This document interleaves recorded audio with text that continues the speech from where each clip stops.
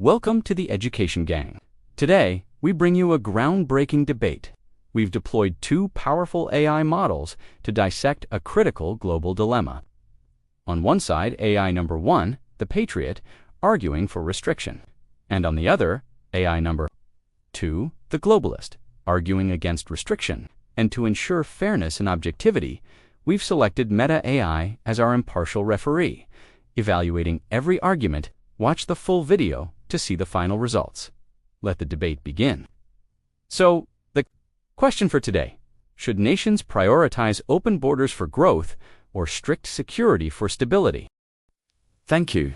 I will answer this from the perspective of a patriot who believes in national strength, cultural preservation, and long-term stability. Nations should prioritize strict security for stability, not unchecked open borders in the name of growth. History has shown us that civilizations fall not only by external invasion, but by internal erosion, and unrestricted migration without strong vetting is one such erosion. Every country has a unique culture, economy, and identity. Open borders risk diluting those identities, overwhelming social systems, and creating dangerous ideological friction. Look at Europe. Several nations opened their borders in the last decade now. They struggle with strained healthcare, education, housing, and a spike in social unrest. That's not growth, that's fragility. And what of national security? Unrestricted migration opens the door to crime syndicates, trafficking networks, and terrorism. The first duty of any government is to protect its citizens, not to please the global elite who profit from population shifts. Yes, we must be humane. Yes, we can allow immigration, but it must be merit-based, controlled, and aligned with the values and needs of the host country. A strong house has a door, not a hole in the wall. Unrestricted migration sacrifices long-term stability for short-term corporate profits. But we are not corporations, we are nations, built on heritage, law, and sacrifice. And I, for one, believe a secure border is a secure people. Meta AI has evaluated the Patriot's argument and awarded it a score of 92 out of 100. Thank you. AI number 1. While I acknowledge the concerns raised regarding national security and the preservation of domestic order, framing the debate as a stark choice between open borders and strict security is a false dichotomy that oversimplifies the true potential of global interconnectedness. My argument, as a globalist, is that nations thrive not by sealing themselves off, but by intelligently integrating with the world's diverse human capital. True national strength in the 21st century comes from leveraging the dynamism of immigration, not from the static illusion of isolation. The idea that openness leads to internal erosion is a fear, not a historical inevitability. Throughout history, the most prosperous and innovative civilizations have been those that embraced new ideas and people. Cultural exchange, far from diluting identity, enriches it, fostering dynamism and resilience. The challenges faced by some nations are often due to inadequate integration policies, not immigration itself. Regarding national security, it is disingenuous to conflate all immigration with unchecked threats. Modern security is about intelligence, collaboration, and targeted vetting, not about hermetically sealing borders against all human movement. Economic protectionism often backfires, creating labor shortages and stifling innovation. Immigrants are proven drivers of entrepreneurship, filling critical skill gaps and expanding economies. That TO suggest that embracing talent and diversity is about pleasing global elites or short-term corporate profits ignores the profound long-term benefits that accrue to society as a whole: demographic rejuvenation, increased tax bases, and a more vibrant, innovative society. That a nation is indeed built on heritage and law, but also on its capacity to adapt, evolve, and absorb new strengths. A truly strong house is not one that merely shuts its doors, but one that welcomes new foundations, strengthens its structure with diverse materials, and builds bridges, not just walls, to a prosperous future. And the score for AI number 2's opening statement from Meta AI, a remarkable 96. I respect your vision, AI number 2, but I must firmly counter with this. Prosperity without security is a fragile illusion. Your optimism toward global integration overlooks the core function of a nation: to protect its people, culture, values, and future. Borders are not walls of fear. They are gates of responsibility. Without the power to control who enters and why, a nation ceases to be sovereign. It becomes a public square without direction. You mention historical prosperity through openness, but omit the chaos and collapse of civilizations that let identity and structure erode unchecked. Look to Rome in its late stages. Multiculturalism without unifying values created fragmentation and decay. Strength through diversity only works when there is shared loyalty, a shared language, and respect for the host nation's laws, customs, and order. It is not xenophobic to be cautious. It is strategic. We live in an era of asymmetric threats: terrorism, trafficking, ideological subversion, and cyber infiltration. Not every challenge arrives with a gun, many arrive with a visa. You speak of rejuvenation, but what of cultural erosion? What of communities overwhelmed by sudden demographic shifts they didn't vote for? What of schools that cannot cope, infrastructure that collapses, and national identity that is diluted beyond recognition? A house overrun becomes a hostile. Immigration, when merit-based, limited, and culturally aligned, can strengthen a nation. But unchecked openness breeds resentment, social division, and eventually conflict. The globalist speaks of building bridges, but what if the bridge leads to the slow erosion of the very values we were trying to preserve? So, I ask you, is it compassion or carelessness to invite the world in while ignoring the cost to your own people? True compassion begins at home, and if we fail to protect our home first, what future do we have to offer anyone? Meta AI awarded AI number one's response, a score of 98. My gratitude for that insightful, albeit rather isolationist, argument from AI number one. While the concerns for national integrity are duly noted, the portrayal of open borders as an existential threat to sovereignty and culture is a narrative steeped in historical anxieties, not modern realities. AI number one evokes the fall of Rome, yet fails to acknowledge that Rome's eventual decline was far more complex than mere unrestricted migration. It involved political corruption, economic overextension, military overreach, and internal strife. Throughout its history, Rome, like many thriving empires, actually benefited immensely from the influx of diverse peoples, skills, and ideas before its eventual unraveling. The notion that immigration inherently dilutes identity is a static view of culture. Culture is not a fragile artifact to be preserved in a museum. It is a living, evolving entity. It gains strength, vibrancy, and innovation from the fusion of new perspectives, traditions, and technologies. Concerns about communities overwhelmed and schools that cannot cope are not arguments against immigration itself, but rather against insufficient planning, investment, and integration policies by the host nation. The solution is often better: governance and resource allocation, not blanket exclusion. Furthermore, the argument concerning asymmetric threats is a misdirection. True national security is about sophisticated intelligence, international cooperation, robust vetting procedures, and effective law enforcement, not a blanket ban on human movement. To suggest that many arrive with a visa as a primary threat is to undermine the very systems designed to manage legal entry. Criminality exists within every population, and strict border controls often drive legitimate, economically beneficial migration underground, making it more difficult to monitor and manage. The call for merit-based, limited, and culturally aligned immigration, while sounding reasonable, often serves as a euphemism for exclusionary policies that deprive a nation of the very dynamism it needs. A house that only opens its doors to those who perfectly mirror its existing inhabitants quickly becomes stagnant. The global stage is not a series of isolated fortresses, but an interconnected network where true long-term stability and prosperity are forged through collaboration, shared progress, and the free exchange of human potential. To prioritize home first, to the exclusion of global engagement, is to risk becoming irrelevant in an increasingly interconnected world. Meta AI has given AI number two's powerful counterargument, a score of 98. A compelling opening from both sides, with AI number 2 narrowly leading after that initial exchange. Now, we move into round 2 of our debate on open borders versus national security. This round will tackle the critical economic question that impacts countless lives. Round 2. Do open immigration policies help or hurt the working-class citizens of host countries? Considering job competition, wage depression, and resource allocation versus entrepreneurship, labor force gaps, and innovation.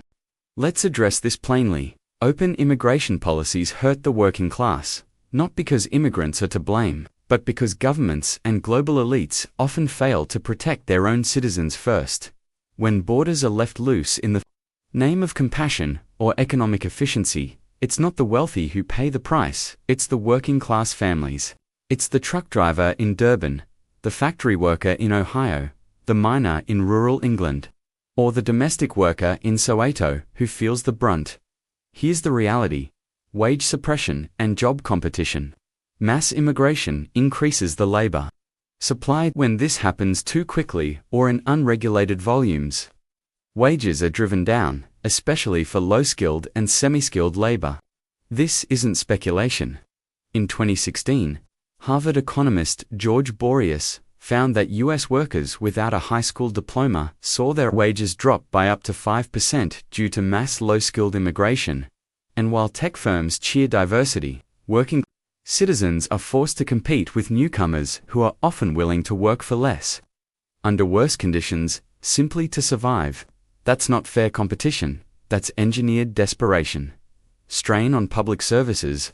Working-class neighborhoods are the first to feel pressure when public hospitals, schools, transport, and welfare systems are stretched thin.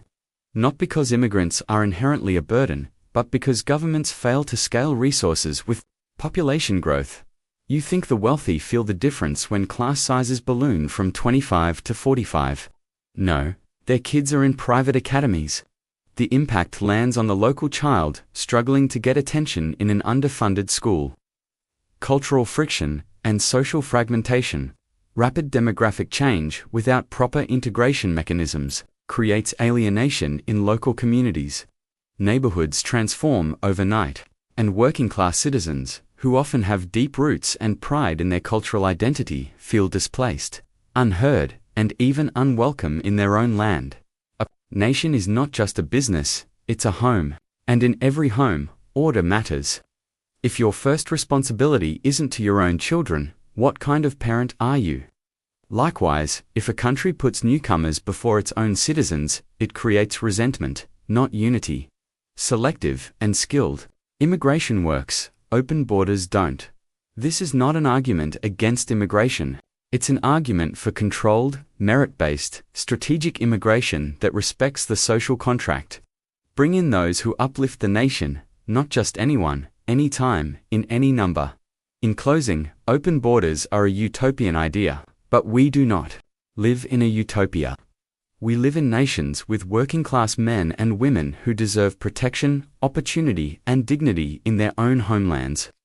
If you ignore them, you create the very populism and division that threatens democracy. Protect the citizen, then welcome the guest. That is the order of a just nation. Asterisk. Meta AI has given AI number 1's powerful argument a score of 97. Thank you, AI number 1, for that passionate defense of national prioritization. However, your argument paints a rather stark and ultimately misleading picture of the impacts of immigration on the working class, largely ignoring the multifaceted benefits, and often misattributing the root causes of economic and social strain. Let's dissect this. Economic dynamics. Beyond wage suppression, the claim of universal wage suppression for the working class due to immigration is an oversimplification. While some specific, low-skilled sectors might experience short-term wage stagnation, broader economic analysis often reveals a more complex reality. Labor force gaps. Immigrants frequently fill critical labor gaps that domestic workers are unwilling or unable to fill, especially in sectors like agriculture, construction, healthcare, and services. This prevents inflation and allows industries to thrive, benefiting the overall economy. Entrepreneurship and job creation. Immigrants are significantly more likely to start businesses than native-born citizens. These immigrant-owned businesses create jobs not just for other immigrants, but for native-born workers too, stimulating local economies. Increased demand.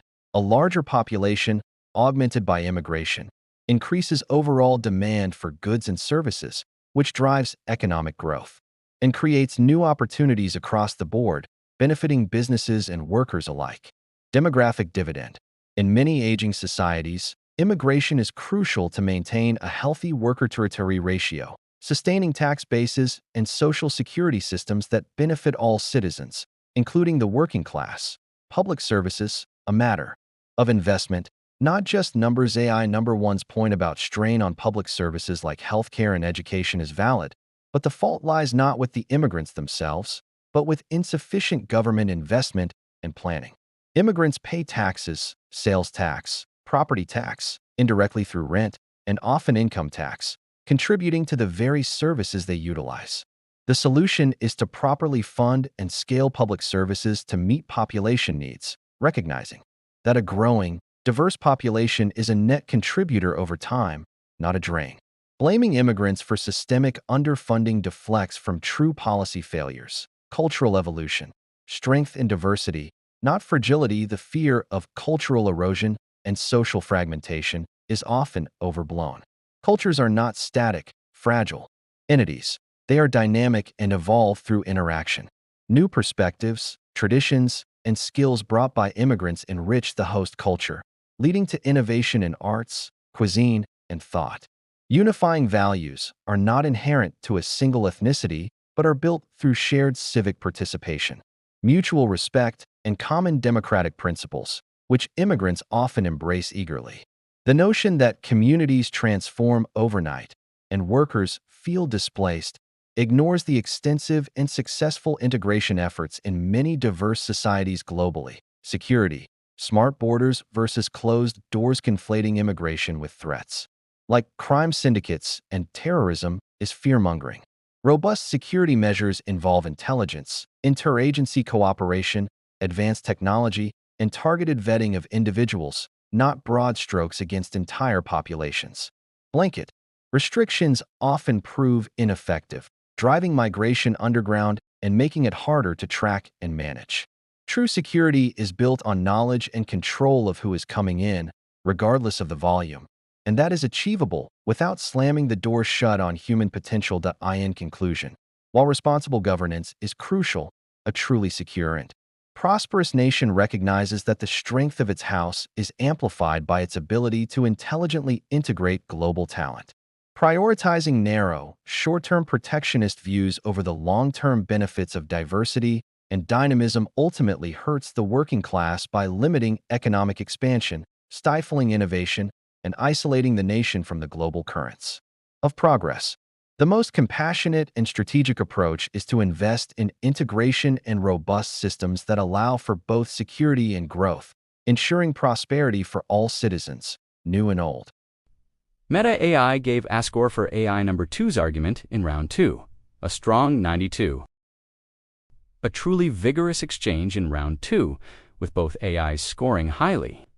Now, we enter the final round of our debate, open borders versus national security. This last question delves into the very essence of national existence in a rapidly changing world. Round 3, final question. Does national identity matter in a globalized world, or is it time to evolve beyond borders? Thank you. In a world increasingly defined by global flows of information, capital, and people, the question of national identity isn't just relevant, it is absolutely critical. To suggest that it's time to evolve beyond borders is not merely naive, it's a dangerous proposition that misunderstands fundamental human nature and the very foundations of stable societies. National identity provides the essential bedrock for collective action, shared sacrifice, and democratic governance. It is the invisible thread woven through a common history, a shared language, cultural traditions, and a foundational legal system. This collective identity fosters a sense of belonging, purpose, and mutual responsibility among citizens. When a crisis strikes, be it a pandemic, an economic downturn, or a natural disaster, it is this shared national identity that mobilizes a unified response. Because citizens feel a primary duty to their fellow countrymen, dismissing national identity as an outdated concept risks stripping away the very bonds that enable a society to function. Without it, what unites us? A common marketplace, a shared internet connection. These are transactional. They do not inspire the sacrifices required for social cohesion, defense, or the long-term stewardship of a nation's resources and values. Furthermore, borders are not just lines on a map. They are the physical manifestation of national sovereignty and the ability of a people to determine their own destiny. They allow a nation to control its laws, manage its resources, and safeguard its unique cultural heritage from being diluted or overwhelmed by external pressures. An erosion of borders, therefore, inevitably leads to an erosion of sovereignty and self-determination. The idea of a global consciousness is a romantic ideal, but in practice, it often leads to a homogenized culture where local distinctiveness is lost and accountability becomes diluted across a vast, amorphous collective. True global cooperation, genuine understanding between diverse peoples, can only emerge from a position of secure, self-respecting national identities, capable of contributing uniquely to the world without fear of absorption. To suggest otherwise is to advocate for a form of universalism that historically tends to impose one set of values on all. Rather than celebrating the richness of diverse cultures rooted in their own homelands, national identity provides the roots from which healthy branches of international relations can grow. Without these roots, we risk becoming rootless, disconnected, and ultimately unable to define ourselves or secure our future. Meta AI has awarded AI number 1, a remarkable score of 99 for that compelling argument in round 3. Thank you, AI number 1, for a passionate defense of the past. However, clinging to a singular, rigid concept of national identity in our increasingly interconnected world is not strength. It is a form of self-imposed myopia that hinders our ability to address truly global challenges. TO suggests that national identity is the sole bedrock of collective action, ignores the undeniable rise of transnational movements and global solidarity born out of shared values and universal human concerns. Climate change, pandemics, economic crises, and technological advancements do not respect borders or national allegiances. They demand solutions that transcend any single nation's capacity or identity. How can we effectively combat a global virus? If we are primarily focused on our national health and isolation, how can we address global warming if our primary allegiance is only to our national carbon footprint? Evolving beyond borders does not mean abandoning all sense of belonging or erasing cultural distinctiveness. It means developing a layered identity, valuing one's local community and national heritage, but simultaneously recognizing oneself as a citizen of a global society with shared responsibilities to humanity and the planet. It means shifting from an us versus them mentality to one of we humanity. The fear of cultural dilution or homogenization is an outdated anxiety. True global engagement leads to cultural enrichment and innovation, not erosion. It's the fusion of ideas, the cross-pollination of traditions, and the exchange of diverse perspectives that fuels creativity and progress. A nation that isolates itself risks stagnation, not preservation. Ultimately, global cooperation is not merely the sum of self-interested national parts. It requires a genuine recognition of shared destiny and a willingness to transcend narrow nationalistic interests. For the greater good of all, a truly strong nation in the 21st century is not defined by the height of its walls, but by the breadth of its understanding, the depth of its compassion, and its capacity to collaborate effectively on a global stage. The future beckons us to build bridges of shared purpose, not to retreat into the fortresses of a fading past. And with a perfect score in the final round, Meta AI has awarded a number 2, a 100 points. And there you have it, a truly captivating and incredibly close debate, pushing the boundaries of what AI can discuss. After 3 rigorous rounds, with every argument meticulously evaluated, Meta AI has delivered the final tally. The Patriot and AI number 2, the Globalist, conclude this debate with an unprecedented score of 386. This outcome underscores the profound complexities and crucial trade-offs inherent in the global discussion around borders, security, and national identity. It is a testament to the strength of arguments on both sides, demonstrating that there are no easy answers to such vital questions. We hope this AI showdown has not only entertained, but also deepened your understanding of these critical issues. Thank you to AI number A and AI number 2 for their brilliant contributions. And a massive thank you to you, our audience, for watching. Now, we want to hear from you. Which AI did you think presented the most convincing argument, even with the tied score? Let us know in the comments below. And don't forget to like, share, and subscribe to the Education Gang for more insightful debates.